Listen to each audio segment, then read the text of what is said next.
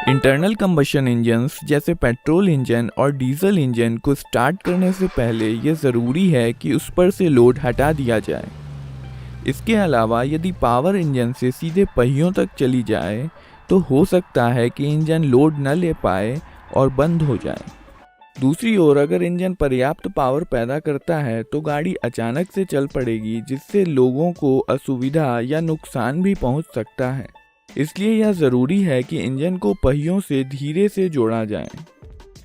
इसके अलावा ऐसी कई स्थितियां होती हैं जिसमें हम इंजन को पहियों से डिस्कनेक्ट करना चाहेंगे, जैसे कि जब हमें ब्रेक लगाना हो या जब गाड़ी ढलान पर हो।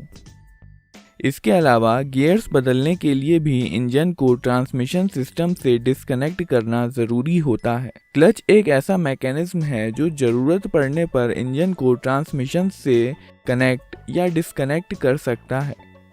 इस वीडियो में हम देखेंगे कि गाड़ी में क्लच पैडल दबाने पर कैसे एक क्लच इंजन को ट्रांसमिशन सिस्टम से कनेक्ट या डिस्कनेक्ट कर देता है। जैसा कि हम जानते हैं कि पावर गाड़ी के इंजन में बनती है, जिसके कारण क्रैंकशाफ्ट घूमता है और क्रैंकशाफ्ट से पावर क्लच के माध्यम से गियर बॉक्स को ट्रांसमिट होती है। इसके बाद यह पावर प्रोपेलर शाफ्ट और डिफरेंशियल से होते हुए पहियों तक पहुंचती है। क्लच फ्लाईव्हील और गियर बॉक्स के बीच में लगा होता है और जब भी क्लच पैडल दबाया जाता है यह इंजन को गियर बॉक्स से डिस्कनेक्ट कर देता है और इसलिए पावर गियर बॉक्स तक नहीं पहुंचती है। अब गियर्स आसानी से बदले जा सकते हैं क्योंकि इस अवस्था में गियर्स फ्रीली घूम रहे होते हैं और गियर्स पर कोई फोर्स नहीं लग रहा होता है। एक क्लच में एक फ्लाईव्हील होता है जो सीधे क्रैंकशाफ्ट पर लगा होता है और इसलिए जब इंजन चल रहा होगा तब फ्लाईव्हील भी घूमेगा। इसके बाद एक क्लच प्लेट होती है जो कि स्टील से बनी होती है और इसके दोनों तरफ फ्रिक्शन मटेरियल लगा होता है।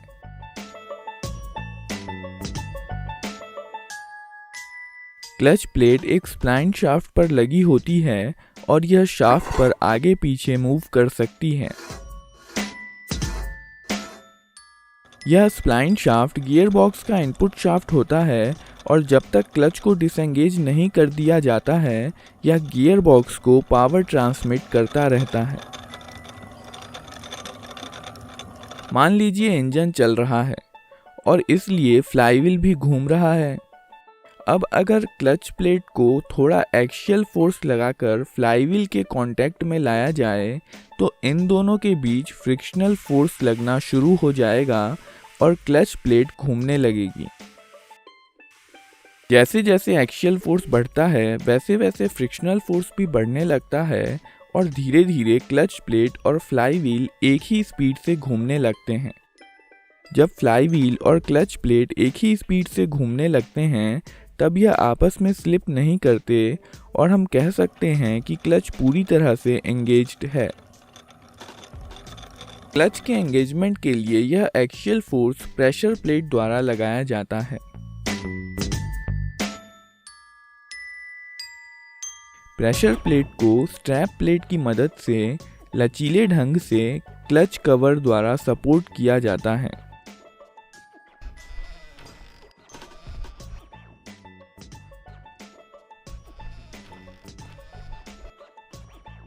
प्रेशर प्लेट पीछे की तरफ से रिट्रैक्टर क्लिप की मदद से डायफ्राम स्प्रिंग के बाहरी किनारों से जुड़ी होती है। डायफ्राम स्प्रिंग एक डिस्क शेप का स्प्रिंग होता है जिसके बीच में एक छेद होता है और रेडियल डायरेक्शन में स्लॉट्स बने होते हैं। डायफ्राम स्प्रिंग का मोशन इसके दोनों तरफ लगे दो वायर रिंग्स के द्वारा फिक्स किया जाता है।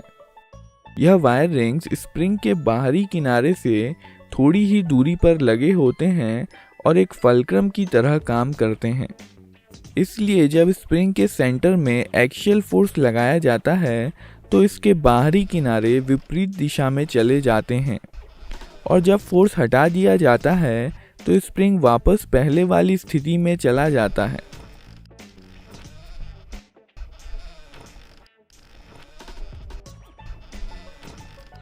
यह 2 वायर रिंग्स रिवेट के द्वारा अपनी पोजीशन पर फिक्स किए जाते हैं और बदले में यह रिवेट क्लच कवर पर फिक्स होते हैं।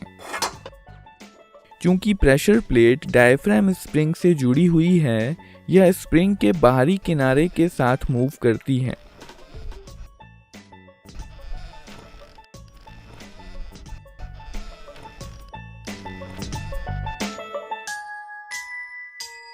इस प्रेशर प्लेट, डायफ्राम स्प्रिंग और कवर की असेंबली को प्रेशर प्लेट असेंबली कहते हैं और ये फ्लाईव्हील से बोल्ट्स के द्वारा जुड़ी होती है।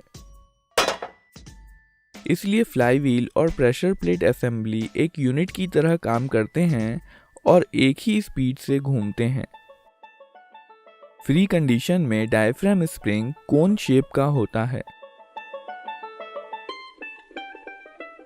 लेकिन जब कवर को फ्लाईव्हील से जोड़ा जाता है तब यह लगभग फ्लैट शेप में आ जाता है और यह प्रेशर प्लेट पर स्प्रिंग फोर्स लगाने लगता है। इसी फोर्स के कारण प्रेशर प्लेट क्लच प्लेट को फ्लाईव्हील पर दबा देती है और क्लच प्लेट पर दोनों तरफ से दबाव के कारण इस पर दोनों तरफ से फ्रिक्शनल फोर्स लगता है और यह घूमती है। जब क्लच पैडल दबाया जाता है, एक क्लच बियरिंग डायफ्राम स्प्रिंग के सेंटर को अंदर की तरफ धकेलती है। इसकी वजह से स्प्रिंग का बाहरी किनारा और इसलिए प्रेशर प्लेट बाहर की तरफ मूव करते हैं। इसलिए क्लच प्लेट पर से दबाव हट जाता है और यह फ्लाईव्हील से अलग हो जाती है। इसलिए अब क्लच प्लेट से कोई पावर ट्रांसमिट नहीं हो रही है और इंजन ट्रांसमिशन से अलग हो गया है।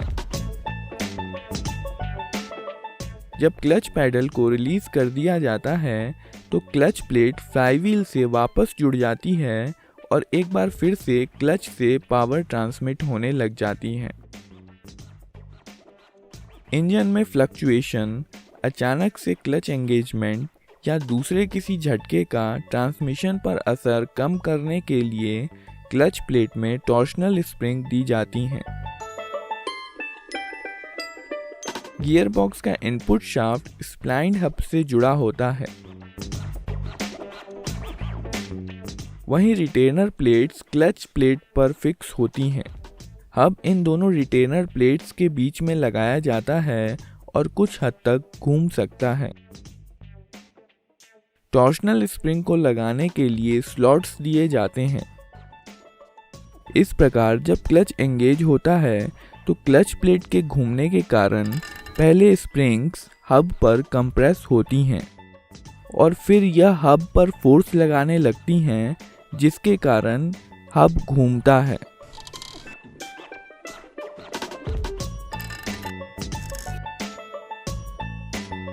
और इस प्रकार पावर स्मूथली गियर बॉक्स को ट्रांसफर हो जाती है।